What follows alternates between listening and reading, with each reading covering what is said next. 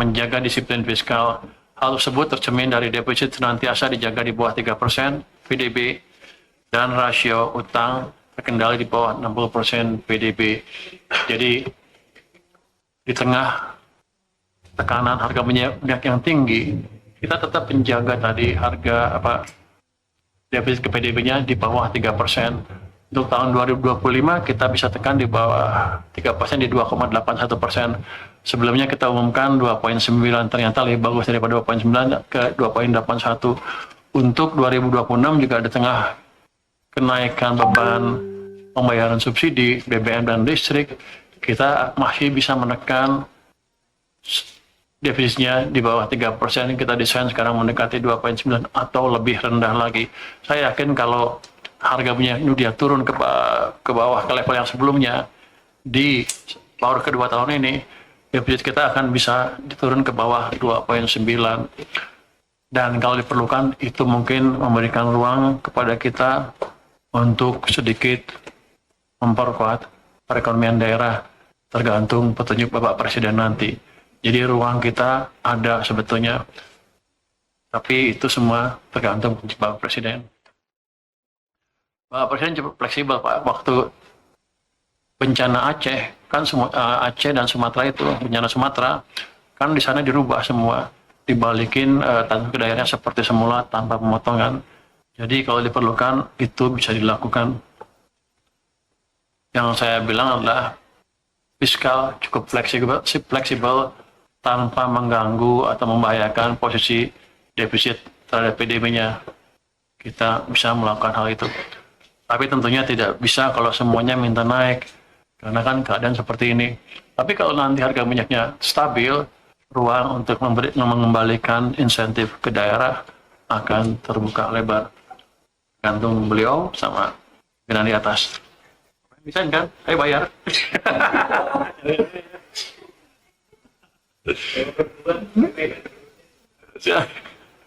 Jadi gitu. Jadi kita mengambil tindakan itu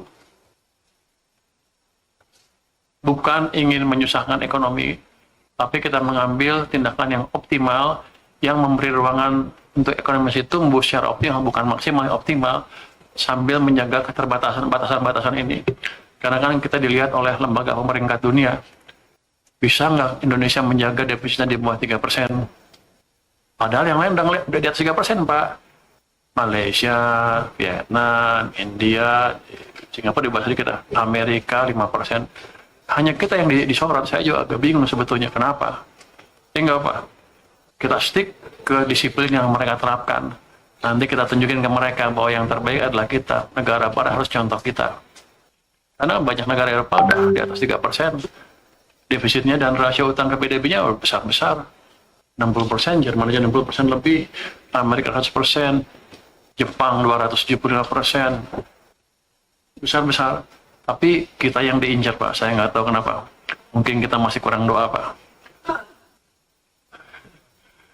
Ya, karena di atas kertas, secara keilmuan selesai, Pak. Kita nggak bisa dikritik mana-mana. Tapi di praktek, pada praktiknya seperti itu. Jadi ya kita lihat aja market seperti apa.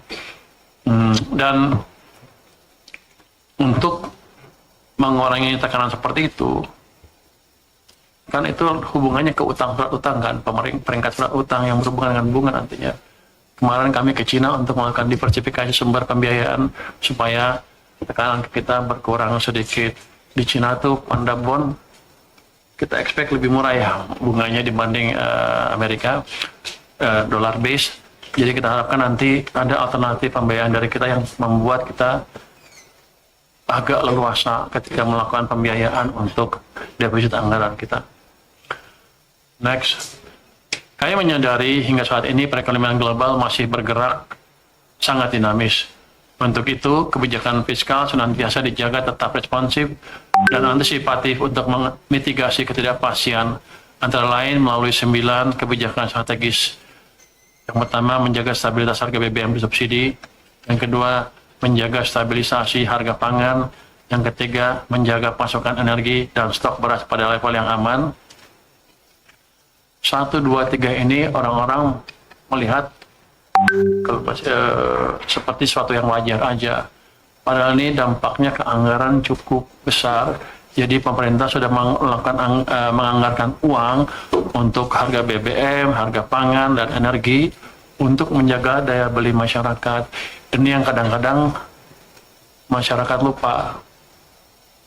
Kita sudah memberi bantuan besar-besaran untuk menjaga daya beli dan stabilitas sosial politik dan juga menjaga stabilitas perekonomian. Memang tidak sempurna, tapi dalam keadaan seperti sekarang, kan emang ada keterbatasan, kita nggak bisa ngasih semuanya tanpa membahayakan fiskal kita. Kemudian keempat, kita menjaga defisit fiskal dengan mengendalikan defisit di bawah 3% PDB. Mendorong efisiensi dan refocusing belanja. Yang keenam, optimalisasi pendapatan berbasis SDA sekaligus menjaga stabilitas makro antara lain melalui pengaturan devisa hasil ekspor dan perbaikan tata kelola ekspor SDA strategis.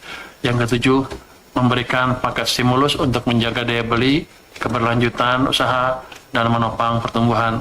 Yang kedelapan, perbaikan pola penyerapan belanja agar lebih cepat dan merata sehingga kuat menopang pertumbuhan ekonomi. Biasanya kita kalau belanja pemerintah tuh belanjanya di akhir tahun aja, sekarang kita geser supaya merata sepanjang tahun. Makanya di awal tahun ketika belanjanya kencang, defisitnya agak tumbuh besar, normal karena pajaknya belum masuk. Itu yang menimbulkan waktu itu kekhawatiran kita akan menembus 3% PDB defisitnya. Karena 3 bulan pertama defisitnya 0,9, mereka kali 4 jadi 3,6. Tapi ketika di bulan April Mei turun ke 0,7, itu kalau Mei 0,7 kali 15/2 itu sekitar 2%. Orang nggak ngitung seperti itu, hitungnya tetap 3% gitu. Jadi ada ketidakkonsistenan ketika memprediksi defisit kita. Tapi nggak apa-apa, sampai akhir tahun ini kita akan tetap stabil defisitnya di bawah 3% secara signifikan. Yang ke-8, kita nomor 9, memperkuat sinergi dan kolaborasi kebijakan fiskal dan moneter untuk menjaga stabilitas sekaligus menopang pertumbuhan ekonomi. Kuatnya fundamental ekonomi domestik dan didukung kebijakan yang semakin solid menjadi landasan yang kokoh untuk menyongsong dinamika tahun 2027. Jadi saya ingatkan lagi di sini sedikit bahwa pertumbuhan kita di triwulan pertama 5,6 dan triwulan kedua yang masih cukup tinggi itu terjadi di tengah ketidakpastian global yang tinggi. Jadi prestasi ekonomi Indonesia lumayan